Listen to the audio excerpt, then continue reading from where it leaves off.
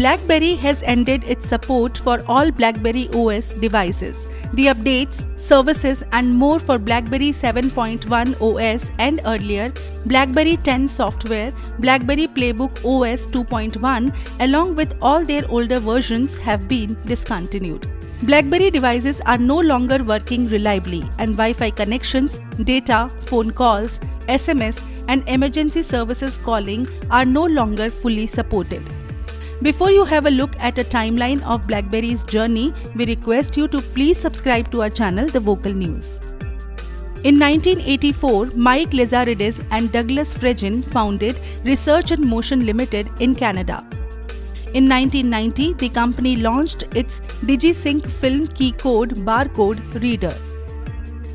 In 1999, the company launched the BlackBerry 850 email pager, which was its first product to carry the BlackBerry brand name. The pager could send and receive emails as well as pager notifications. In the era before smartphones in 2007, BlackBerry's mobile device was fully integrated with email services. This was the year when Steve Jobs first announced the Apple iPhone device.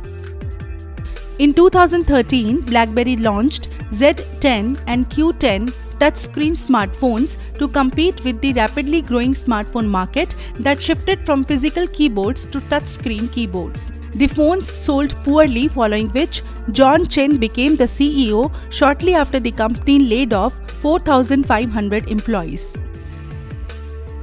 In 2014, BlackBerry launched the classic phone with a physical keyboard and touchscreen. It also announced that it will be launching Android OS supported devices from next year.